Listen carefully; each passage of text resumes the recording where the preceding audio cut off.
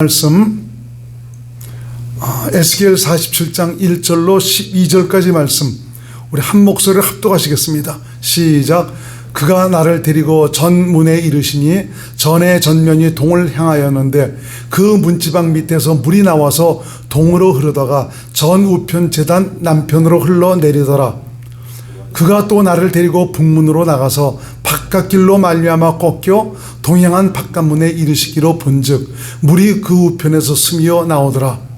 그 사람이 손에 줄을 잡고 동으로 나아가며 일천척을 청량한 후에 나로 그 물을 건너게 하시니 물이 발목에 오르더니 다시 일천척을 청량하고 나로 물을 건너게 하시니 물이 무릎에 오르고 다시 일천척을 청량하고 나로 물을 건너게 하시니 물이 허리에 오르고 다시 일천척을 청량하시니 물이 내가 건너지 못할 강이 된지라.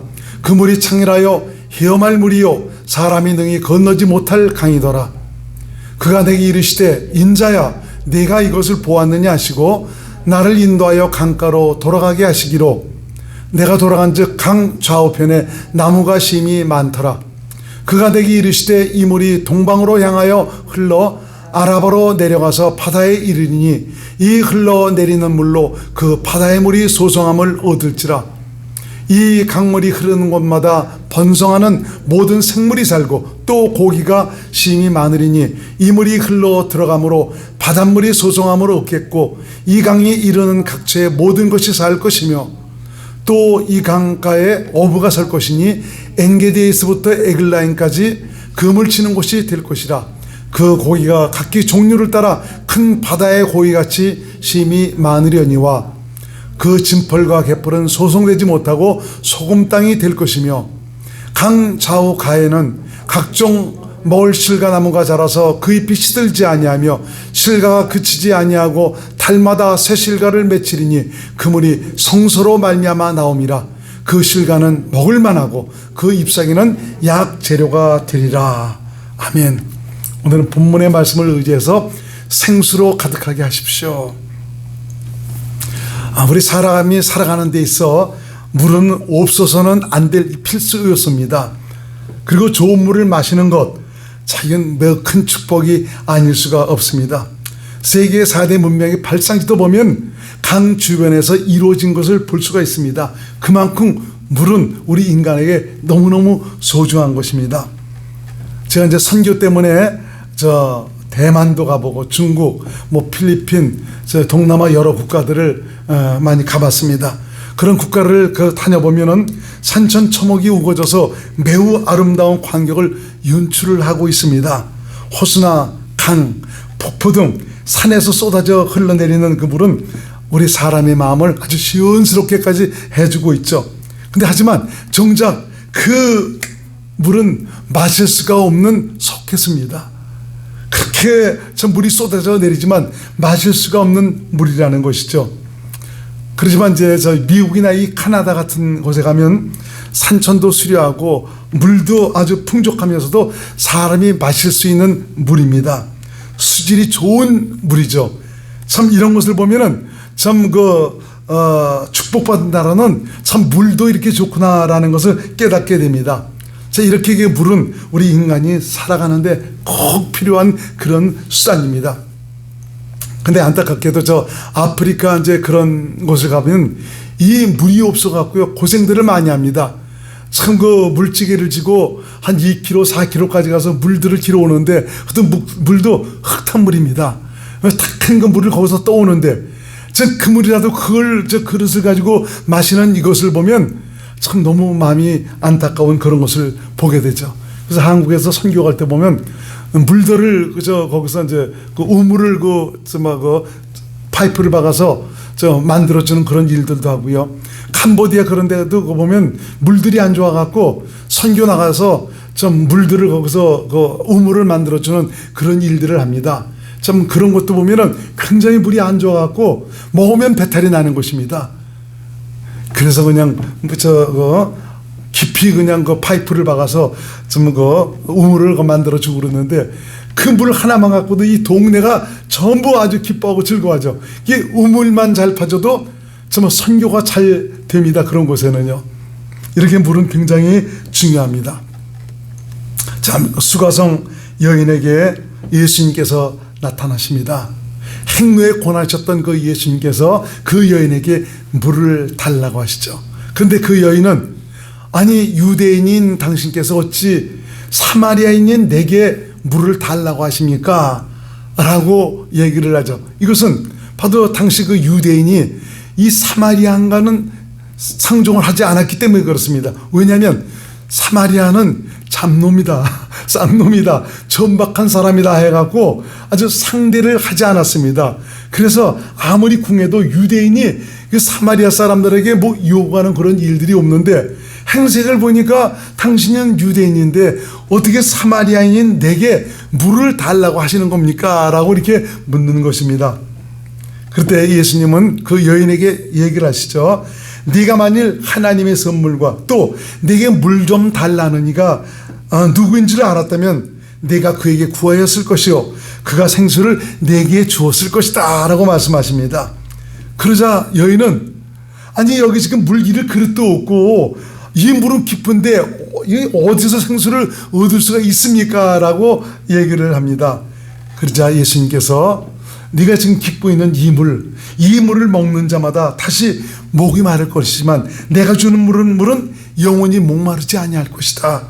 나의 물은 그 속에서 영생하도록 솟아나는 샘물이 될 것이다 라고 말씀하십니다. 예수님은 생수의 근원이 되십니다.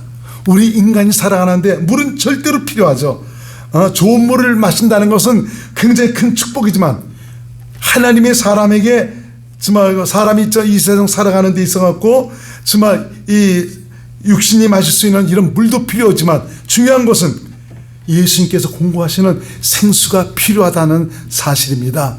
우리가 믿음으로 살아간다면 주님이 공급하시는 생수와 생명을 먹고 마시며 살아가야 됩니다. 아니 눈에 보이지 않는데 어디서 저 생수의 생명을 먹고 마실 수가 있겠습니까?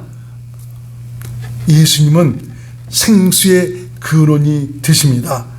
믿음으로 사는 사람은 예수님이 주시는 생수를 먹고 마셔야 하나님의 사람으로 온전함을 이루며 하나님의 뜻대로 살아가고 하나님의 은혜와 복을 누리며 살아갈 수가 있습니다. 오늘 참 생수를 얻을 수 있는 참 그 말씀에 대해서 여러분들에게 소개를 해드리고자 합니다. 영혼을 살리고 새롭게 하는 생수는 오늘 본문에 보니까 하나님의 성전에서 흘러나옵니다. 에스겔 선지자가 본 환상에 보니까 성전 문지방으로부터 생수가 흘러나오죠. 이건 성전 안에서 지금 생수가 흘러나오고 있다는 것을 말씀해 주고 있습니다. 그 물이 흘러가면서 발목에 차기도 하고 나중에는 무릎에 차기도 하고 허리까지 찹니다. 나중에는 상일에서 정말 헤엄칠 정도까지 되었다라고 말씀하고 있습니다. 충만하니까 창일해 버리니까 내 의지대로 움직이는 것이 아니라 물에 자신을 맡기고 물결 치는 대로 움직이게 됩니다. 이 물이 흐르는 곳마다 바로 살아나는 역사가 나타납니다. 이것이 중요한 것이죠. 모든 생물이 살아나고 물고기가 가득합니다. 어부가 고기를 잡으려고 그물을 가지고 나옵니다. 그렇습니다. 성전에서 흘러나오는 생수는 영혼을 살리고 우리 모든 생애를 풍성한 은혜와 복을 받도록 하고 있습니다. 물이 흐르는 강가에 심겨진 과실나무에서는 달마다 과실이 맺힌다. 아니 이것도 달마다 과실이 맺힌다라고 말씀해 주고 있어요. 생수로 말미암아 모든 것에 풍족함을 얻게 되고 그리고 그 나무 잎사귀는 치료하는 힘이 있다라고 말씀해 주고 있습니다. 영혼과 육체를 새롭게 해주고 있습니다. 이건 마치 새 예루살렘 성에 있는 생명나무와 같습니다.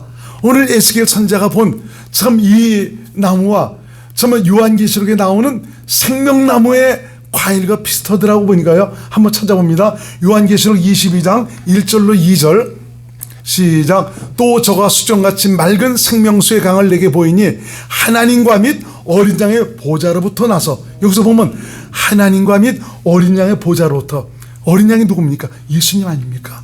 바로 거기서부터 바로 수정같이 맑은 생명수 강이 흘러내리고 있어요. 2절 길 가운데로 흐르더라. 강 좌우에 생명나무가 있어 12가지 실과를 맺히되 달마다 그 실과를 맺히고 그 잎사귀들은 그 나무 잎사귀들은 만국을 소송하기 위하여 입더라.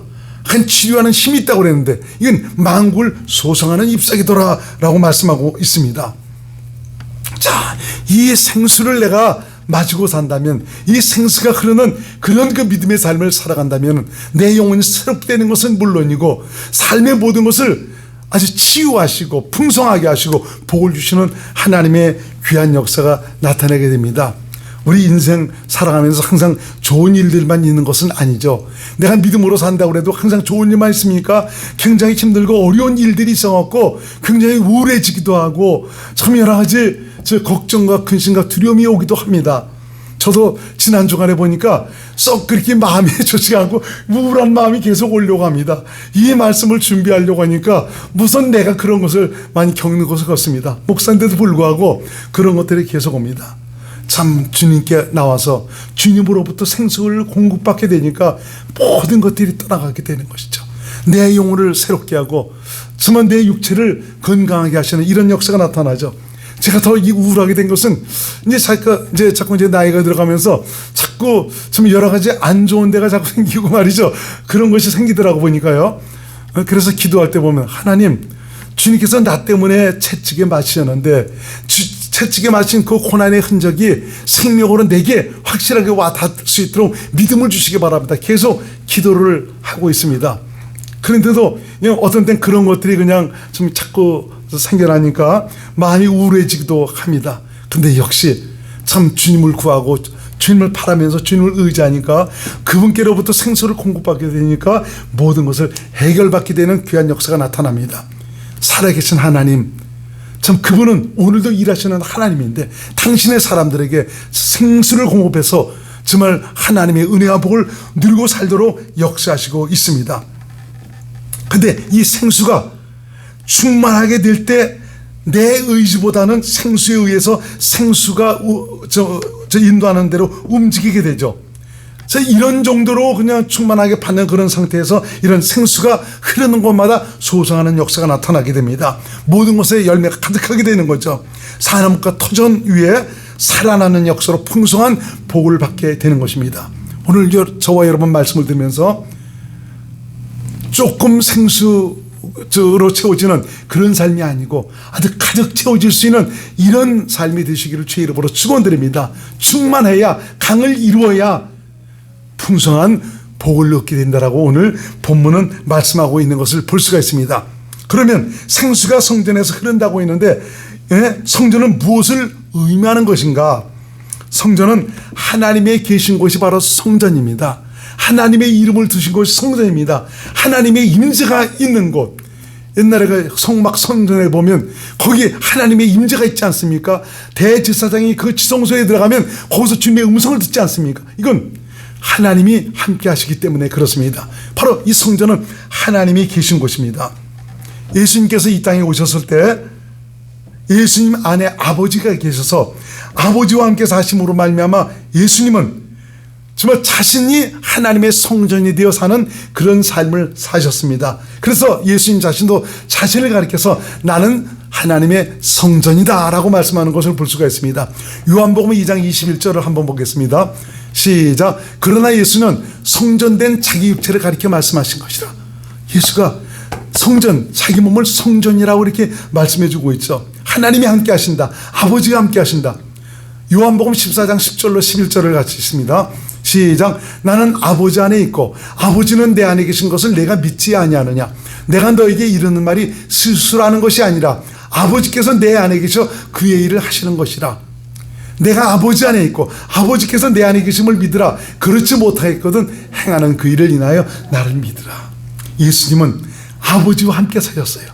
아버지를 모시고 바로 하나님이 함께 하셨다는 것입니다. 이것은 바로 살아계신 하나님의 성전이 되어 사셨다라고 말씀하고 있는 것입니다. 예수님은 수가성 여인에게 내가 주는 물은 영생하도록 솟아나는 샘물이 되리라고 말씀하십니다. 영생하도록 솟아나는 샘물, 바로 이 생수는 예수님에게서 흘러나옵니다. 예수님은 살아계신 하나님의 성전이시며 친히 생수를 공급하시는 분입니다. 바로 그 예수님이 복음을 믿어서 성령으로 거듭나 정말 하나님의 생명으로 새롭게 태어난 당신의 자녀들 안에 오셔서 함께 사시고 계십니다. 저와 여러분들 안에 오셔서 함께 사시고 계시다는 것이죠. 생수는 바로 나를 성전 삼아 내 안에 오신 예수님에게서 흘러나오는 것입니다. 다른 데서 가서 구하지 마세요. 바로 그분이 내 안에 계십니다. 그분은 생수의 근원이 되십니다. 예수님은 당신의 생명으로 사는 당신의 자녀들에게 생수와 생명을 공급해 주셔서 주님의 뜻대로 믿음으로 살게 하시고요, 주님의 은혜와 복을 누리고 살도록 하십니다. 생수가 성전으로부터 흘러 강을 이루어야 생수로 말미암은 놀라운 은혜와 복을 받고 살게 됩니다. 생수가 발목까지 차올랐을 때 얼마든지 내 마음과 내 생각대로 움직이게 되죠. 무릎까지 차올랐을 때도 조금 부담스럽지만 내 마음과 내 생각대로 움직이게 됩니다. 허리까지 차올랐을 때 좀 버겁기는 해도 내가 원하는 대로 움직이게 되죠. 그렇지만 창일하게 되었을 때, 충만하게 되었을 때는 내 의지와는 상관없이 오로지 물에 의지할 수밖에 없습니다. 이건 무엇을 의미하는 것입니까? 우리에게 성령 충만함을 받으라는 것입니다. 많은 분들이 또 이 성령 충만하다는 것을 잘못 오해하고 있는 분들이 많이 있습니다. 기도해서 넘어지고 자빠지고 몸을 흔들거나 뭔가 받은 것처럼 방언하고 예언하고 능력받은 것처럼 이런 것들을 성령 충만이라고 얘기하는 그런 분들이 있어요. 이것도 성령이 우리 가운데 임하심으로 말미암아 나타나는 역사입니다. 그러면은 참 그렇게 정말 들고 뛰고 보시는 능력받은 것처럼 하시는 그런 분들을 통해서 예수 그리스도가 보입니까? 우리 주님의 거룩함이 보입니까? 제가 정말 청신호 때 은혜 받았을 때 보면 은사 집회나 이런 거 할 때 보면 아주 불러불러 오면서 계속 충만함을 받고 정말 은사를 받고 능력을 받습니다. 어떤 분들은 정말 주체하지 못해서 팔을 휘둘면서 그냥 옆에 사람 아랑곳하지 않고 막 휘둘르는 분이 있어요. 그런 분을 가르쳐 저는 풍차돌리기 하는구나 라는 참 그런 식으로 별명을 붙인 경우도 있었습니다. 하여튼 하다가 넘어지고 자빠지고. 그런데 그런 분들이 참 그 본래 이제 삶의 그 모든 모습에서는 보면은 주님이 보이지가 않습니다. 도리어 고집들풍 아주 자기 주장이 강한 이런 몸만 보입니다. 얼마나 강한지 몰라요.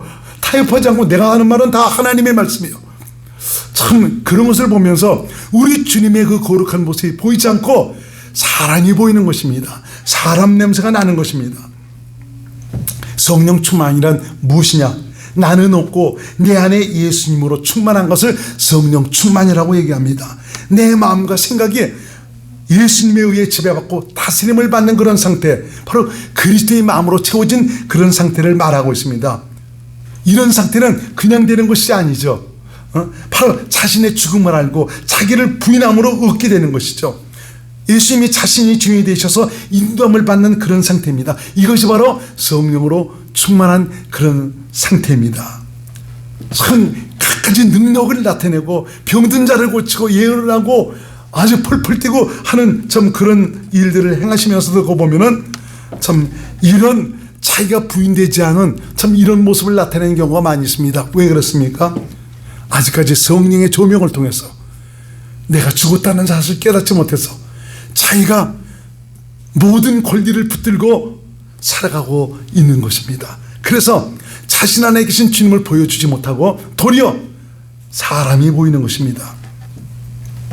갈라디아서 2장 20절 말씀을 같이 한번 읽습니다. 시작.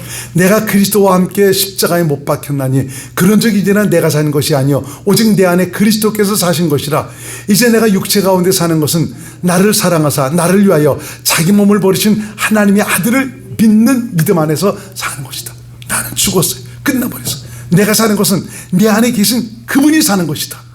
나는 오직 그분을 믿음으로 살 뿐이다 이겁니다. 내가 없고 그분이 나타나는 삶, 이 바로 그리스도인의 삶이죠. 그래서 그리스도인이란 자신 안에 그리스도를 모시고 그리스도에 의해서 그리스도로 말미암아 그리스도를 믿음으로 사는 것을 가리키고 있습니다. 그리스도인의 승리는 자신에게서 나는 것이 아닙니다. 바로 자신의 안에 계신 그리스도에게서 말미암는 것입니다. 자신이 살아있어 주인이 되어 살아가는 이런 상태에서는 그리스도께서 베푸신 은혜와 복을 누리고 살아갈 수가 없습니다. 내가 예수 믿는데 나도 그 믿음으로 살고 있는데 나를 통해서 은사도 나타나는데 왜 풀리지 않고 이렇게 어렵고 힘든 거냐고 엄밀히 자세하게 잘 따져보면은 지가 주인입니다. 그분이 주인이 아닙니다. 그분의 마음으로 살아가지 못하고 있습니다. 내가 모든 것을 판단하고 주관하고 있습니다. 예수를 믿는다고 하면서 우울하고 심란하고 걱정과 근심이 떠나지 않은 이유, 바로 내가 하려 하기 때문입니다. 온전히 주님께 맡기지 못하고 있습니다. 모든 것을 자신이 주관하고 계획하고 이루려 하고 있습니다. 이것은 발목이나 무릎이나 허리까지 생수가 차오른 그런 상태죠. 이런 상태는 지가 지 마음대로 모든 것을 주관하고 생각하고 계획하고 이끌어 나가지 않습니까?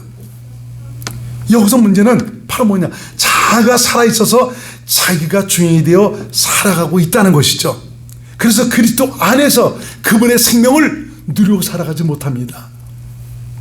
나라는 그 옛사람, 예수님과 함께 죽었음에도 그 사실의 성령의 가르침으로 말미암아 조명되지 않아서 실제 자신의 죽음을 깨닫지 못하고 있는 것입니다. 이러한 결과 비록 자신 안에 예수님을 모시고 있어도 모든 것을 자신이 판단하고 주관하기 때문에 예수님 그저 구경만 하고 계실 뿐입니다. 마치 제자들이 예수님 모시고 좀 바다에서 노를 젓고 있는 제자들과 같더라고요. 제자들 자신들이 다 해버리니까 예수님은 고물에서 주무시고 계십니다. 우리 인생 삶에서 내가 모든 것을 주관하고 계획하고 해버리니까 예수님은 그래 잘해봐라 하면서 구경만 하시는 것이죠. 여러분, 예수님은 오늘도 일하시는 하나님, 정말 나와 함께 하셔서 내 생에 구원을 베풀어 주시는 능력의 하나님입니다. 그분의 구원을, 그분의 능력을 누리고 살아가는 당신의 자녀들이 되기를 원하고 있습니다. 그렇다면 이제는 여러분 자신의 죽음을 확실하게 깨닫고 이제 주님께 내어 드리시길 바랍니다. 내가 왜 시험 듭니까? 왜 내가 좀 힘들고 어려웁니까? 내가 아직까지 붙들고 있기 때문에, 너 죽었다는데도 불구하고 내가 모든 것을 움켜쥐고 있기 때문에 내 마음에 안 든다 이거죠. 내 주장대로 되지 않는다 이거죠. 내 뜻대로 되지 않는다 이거. 이것 때문에 시험 드는 것 아닙니까? 시험하는 자는 누굽니까? 마귀 아닙니까? 내가 붙들고 있으니까 마귀가 들어와서 역사할 수 있는 길만 열어주고 있는 것입니다. 그래서 이 자신이 주관한다는 것은 마귀의 사상과 생각에서 벗어나지 못하고 있다는 것이고요. 결국 마귀가 역사할 수 있는 빌미만을 제공하고 있다는 것을 말하고 있습니다. 그래서 우리가 신앙생활하면서 중요한 것은 항상 자신의 영적 상태를 점검하고 돌아보는 것입니다.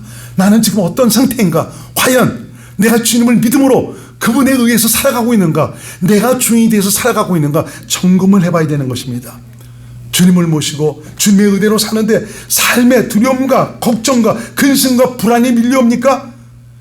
이거 하나님이 주시는 것입니까? 아니지 않습니까? 이건 마귀에게서 비롯되는 것입니다. 그럼 우리가 어떻게 해야 되겠습니까? 주님이 주시는 생수를 공급받아야 되는 것입니다. 결국 이 말은 기도해야 된다는 것이죠.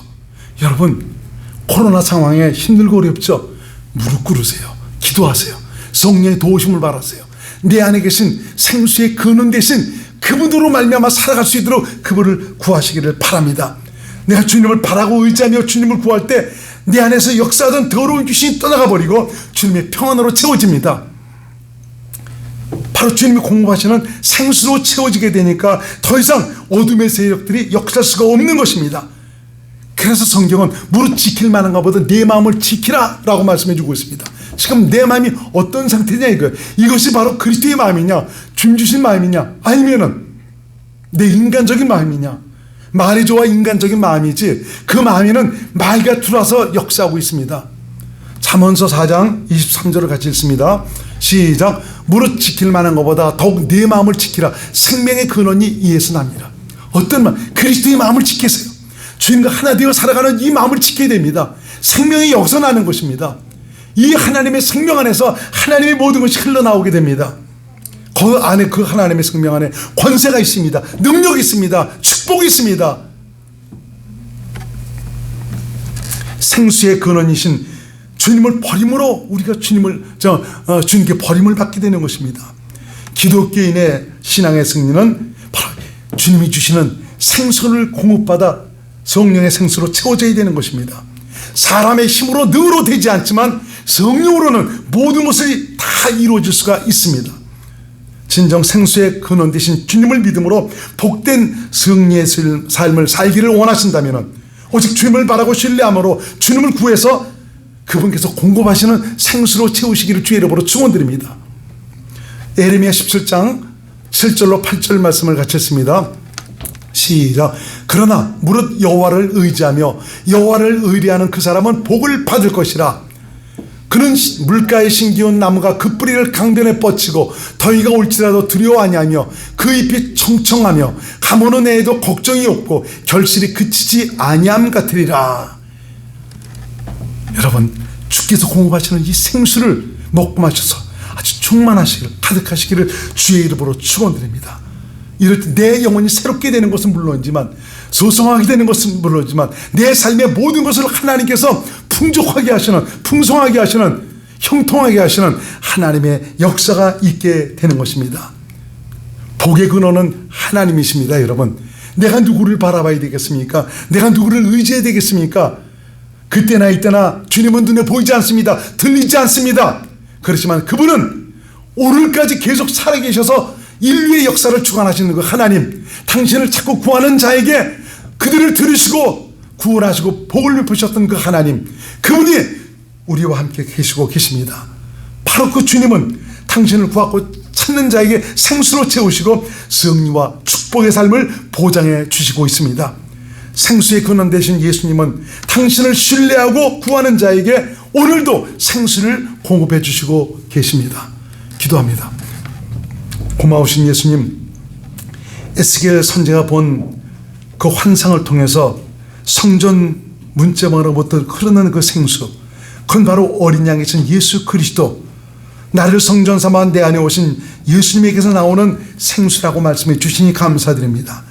이제 사랑하는 귀한 성도님들이 주님으로부터 생명과 생수를 공급함으로 말미암아 내 영혼이 소생되고 새롭게 되고 또 삶의 모든 것을 친히 축복하시는 하나님의 놀라운 능력으로 말미암아 이 땅에 살아가면서도 사랑하는 성도들의 삶이 하나님의 영광이 될 수 있도록 도와주시길 바랍니다. 내가 누구를 바라겠습니까? 누구를 의지하겠습니까? 오직 주님을 바라고 믿고 의지합니다. 주님을 구하고 찾고 두드리며 정말 주님께 앞에 나와서 기도하는 사랑하는 성도들에게 성령으로 말미암아 생명의 정말 그 생수를 공급해 주셔서 주님과 동행하는 축복의 삶 속에서 형통해지고 정말 복을 받는 풍성한 은혜의 삶이 될 수 있도록 역사하여 주옵소서. 예수님 이름으로 간절히 기도드리옵나이다. 아멘.